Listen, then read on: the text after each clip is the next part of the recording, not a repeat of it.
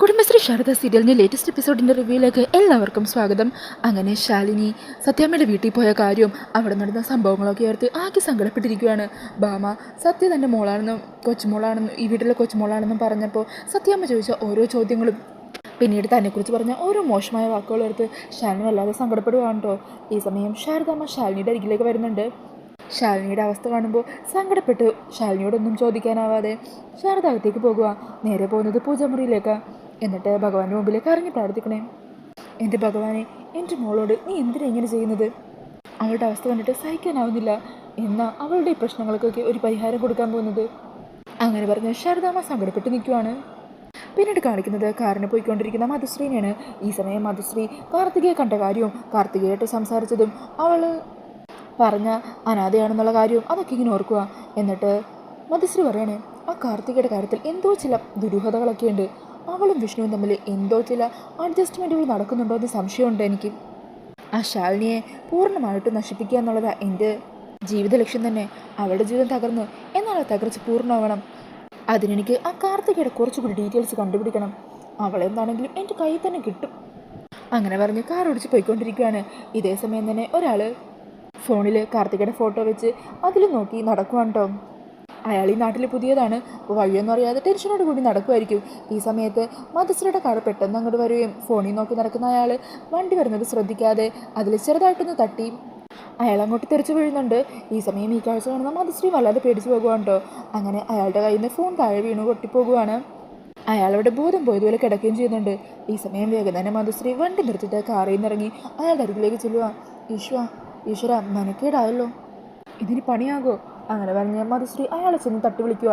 Hello mister. ഈ സമയം അയാൾ വേഗം തന്നെ എണീക്കുവാണ് കേട്ടോ. എന്നിട്ട് മധുശ്രീയോട് സോറി പറയണേ.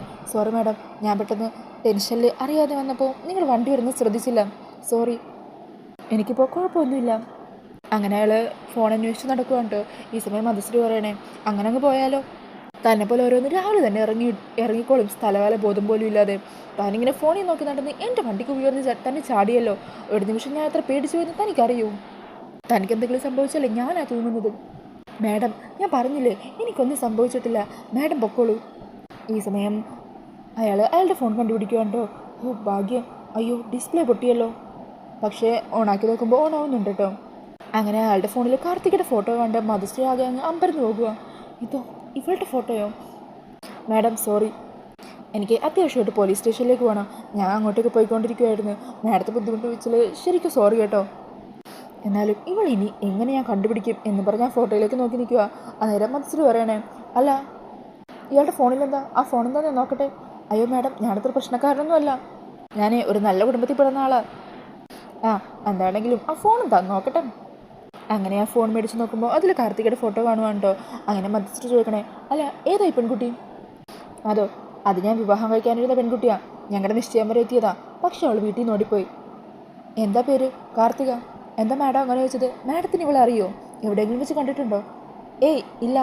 അല്ല, നിങ്ങൾക്കിടയിൽ എന്താ സംഭവിച്ചത്? അന്നേരം അയാൾ പറയണേ, സത്യം പറഞ്ഞാൽ എന്താ സംഭവിച്ചതെന്ന് എനിക്ക് പോലും അറിയില്ല മാഡം.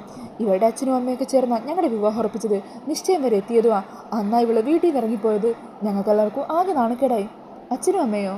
അതെ, ഇവള് വലിയ തറവാട്ടി പറഞ്ഞ കുട്ടിയാ. ഇവള് നിശ്ചയത്തിൻ്റെ അന്ന് വീട്ടിൽ നിന്ന് ഇറങ്ങിപ്പോയതോടെ ആൾക്കാർ ഓരോരോ കഥകൾ ഉണ്ടാക്കി പറയാൻ തുടങ്ങി.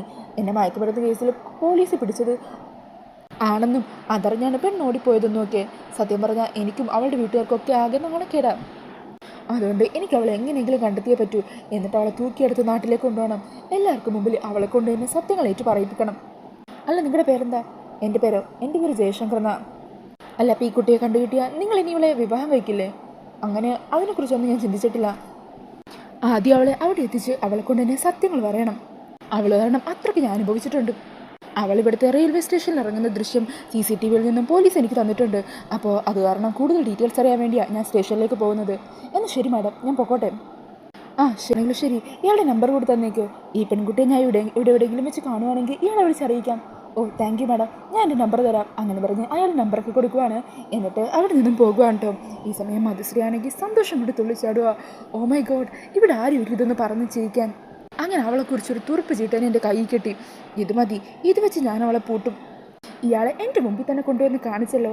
ഒത്തിരി നന്ദി എന്നൊക്കെ പറഞ്ഞ് സന്തോഷിച്ച് നിൽക്കുകയാണ് മധുശ്രീ.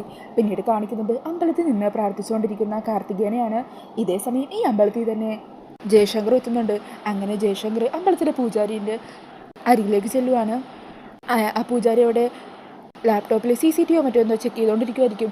അങ്ങനെ അയാളുടെ അരികിൽ കൊണ്ടുവന്ന് കാർത്തികയുടെ ഫോട്ടോ കാണിച്ചു നോക്കുവാണ്. ഈ പെൺകുട്ടിയെ ഇവിടെ ഈ അമ്പലത്തിൽ എവിടെയെങ്കിലും വെച്ച് കണ്ടിട്ടുണ്ടോ? അങ്ങനെ പൂജാരി ആ ഫോട്ടോയിലേക്ക് നോക്കിയിട്ട് ഇല്ല, ഇവിടെയൊന്നും കണ്ടിട്ടില്ല. ഒന്നും കൂടി ഒന്ന് സൂക്ഷിച്ചു നോക്കിയേ. ഇല്ലാന്നേ, കണ്ടിട്ടില്ല ഞാൻ. അങ്ങനെ ജയശങ്കർ ആ ഫോട്ടോയും പിടിച്ച് അവിടെ എല്ലാം അന്വേഷിച്ച് നടക്കുവാണ്. ഇതേ സമയം അവിടെ നിൽക്കുന്ന കാർത്തിക ഭഗവാനോട് പ്രാർത്ഥിക്കുക, ഇന്നെൻ്റെ ഹർഷൻ്റെ ജന്മദിനോ, ഹർഷൻ ആയുസ്സും ആയുരാരോഗ്യം എല്ലാം നൽകണേ, എത്രയും പെട്ടെന്ന് എനിക്ക് ഹർഷനുമായിട്ട് ഒന്നിക്കാൻ പറ്റണേ, എല്ലാ പ്രശ്നങ്ങളും തീർത്തു തരണേ ദൈവമേ എന്നൊക്കെ പറഞ്ഞ് പ്രാർത്ഥിച്ചുകൊണ്ടിരിക്കുമായിരിക്കും. ഈ സമയം അവിടുത്തെ തിരുമേനി കാർത്തികയുടെ അരികിലേക്ക് വരുക. അന്നേരം കാർത്തിക പറഞ്ഞേ, ഹർഷൻ എന്നുള്ള പേരിൽ ഒരു പുഷ്പാഞ്ജലി കഴിക്കണം. അപ്പോൾ തിരുമേനി ചോദിക്കുക, ദാമ്പത്യ പൂജ കഴിക്കണ്ടേ? ഈ ഹർഷൻ എന്ന് പറയുന്നത് കുട്ടിയുടെ ഭർത്താവല്ലേ? അതെ, ദാമ്പത്യ പൂജ എന്ന് പറഞ്ഞാൽ കുട്ടി ഈ നാട്ടിൽ ആദ്യമായിട്ടല്ലേ. ഈ നാട്ടിലുള്ള വിവാഹം കഴിഞ്ഞ സ്ത്രീകളെല്ലാം ഭർത്താക്കന്മാരുടെ ആയുസ്സിനും ആരോഗ്യത്തിനും വേണ്ടി ദാമ്പത്യ പൂജ നടത്താറുണ്ട്.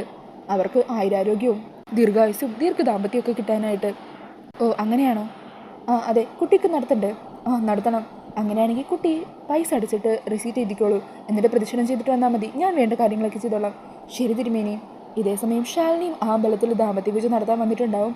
അങ്ങനെ ശാലിനി വിഷ്ണുവേട്ടന് വേണ്ടി അവിടെ പ്രാർത്ഥിച്ചോട് നിൽക്കുക, എൻ്റെ വിഷ്ണുവേട്ടന് ആയുസ് ആരോഗ്യമൊക്കെ കൊടുത്തരളണമെന്ന്. അങ്ങനെ പറഞ്ഞ് ശാലിനി പ്രദക്ഷിണം ചെയ്യുവാണ്. അങ്ങനെ ശാലിനി പ്രദക്ഷിണം ചെയ്യുന്നതിനിടയിൽ കാർത്തികയെ കണ്ടുമുട്ടുവാണ് കേട്ടോ. ഈ സമയം കാർത്തിക ശാലിനിയെ കാണുമ്പോൾ വല്ലാതെ ടെൻഷനാകുവാണ്.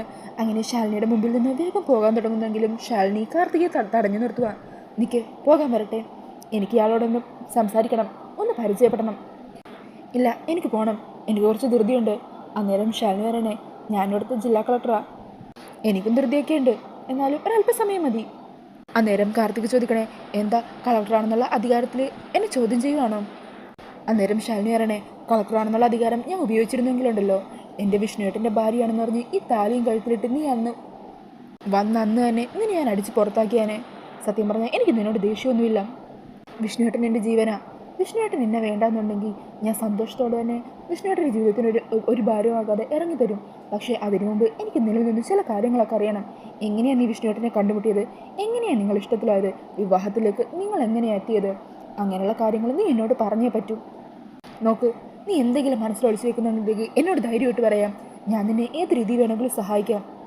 ഈ സമയം കാർത്തിക മനസ്സിലാലോചിക്കണേ, ശാലിനി ഇവിടുത്തെ ജില്ലാ കളക്ടറല്ലേ? ശാലിനി വിചാരിച്ചാൽ എനിക്ക് സുരക്ഷിതമായിട്ട് താമസിക്കാൻ ഒരു സ്ഥലം കണ്ടെത്തി തരാൻ പറ്റും. മാത്രമല്ല എൻ്റെ വീട്ടുകാരിൽ നിന്നും കണ്ടെത്താനാവാതെ ഹർഷനുമായിട്ട് ഒന്നിക്കാൻ ശാലിനി തന്നെ അവസരം ഒരുക്കി തരും. ആവശ്യമുണ്ടെങ്കിൽ പോലീസ് പ്രൊട്ടക്ഷനും തരും. അതുകൊണ്ട് ശാലിനിയോട് സത്യങ്ങൾ തുറന്നു പറഞ്ഞാലോ? പക്ഷേ ശാലിനിയും ഒളിപ്പിച്ചു വെക്കുന്ന സത്യങ്ങൾ വിഷ്ണുവേട്ടൻ അറിയാൻ വേണ്ടിയല്ലേ ഈ നാടകത്തിന് വിഷ്ണുവേട്ടൻ സമ്മതിച്ചത്. അപ്പോൾ ഞാനെല്ലാം തുറന്നു പറഞ്ഞാൽ അത് വിഷ്ണുവേട്ടനോട് കാണിക്കുന്ന ചതിയാവില്ലേ? അങ്ങനെയൊക്കെ കാർത്തിക ആലോചിക്കുക. ഈ സമയം ശാലിനി വീണ്ടും ചോദിക്കണേ, എന്താ നീ ഒന്നും പറയാത്തത്? എന്താണെങ്കിലും പറഞ്ഞോ. അന്നേരം കാർത്തിക പറയണേ, ശരി ശാലിനിയോട് ഞാൻ പറയാം, പക്ഷേ എനിക്ക് കുറച്ച് ഡിമാൻഡ്സ് ഉണ്ട്. ഒന്നാമത്തേത്, ഞാനീ പറയുന്ന കാര്യം നമ്മൾ രണ്ടുപേരും അല്ലാതെ മറ്റാരും അറിയരുത്, വിഷ്ണുവേട്ടൻ പോലും. രണ്ടാമത്തെ കാര്യം, ഞാൻ ശാലിനിക്ക് മുമ്പിൽ എല്ലാ കാര്യങ്ങളും തുറന്നു പറയുന്നത് ശാലിനിയും എന്നോട് എല്ലാം തുറന്നു പറയണം. എന്താ, വാക്കാണോ? അങ്ങനെ വാക്കാണെന്ന് പറഞ്ഞ് ശാലിനി വാക്ക് കൊടുക്കുവാണ്. ഈ സമയം ജയശങ്കർ പ്രദക്ഷിണം ചെയ്ത് അങ്ങോട്ടേക്ക് വരുമ്പോഴായിരിക്കും അവിടെ നിൽക്കുന്ന കാർത്തികയെ കാണുന്നത്. അങ്ങനെ കാർത്തികയെ കണ്ട് ഞെട്ടിത്തെറിച്ച് നിൽക്കുന്ന ജയശങ്കറിനെ കാണിച്ചുകൊണ്ട് എപ്പിസോഡ് തീരുവാണ് കേട്ടോ. അപ്പോൾ ഈ ഒരു റിവ്യൂ ഇഷ്ടമായാൽ മറക്കാതെ വീഡിയോ ഒന്ന് ലൈക്ക് ചെയ്യണേ. കൂടുതൽ റിവ്യൂസിനായിട്ട് ഈ ചാനൽ ഒന്ന് സബ്സ്ക്രൈബ് ചെയ്ത് സപ്പോർട്ട് ചെയ്യണേ. താങ്ക്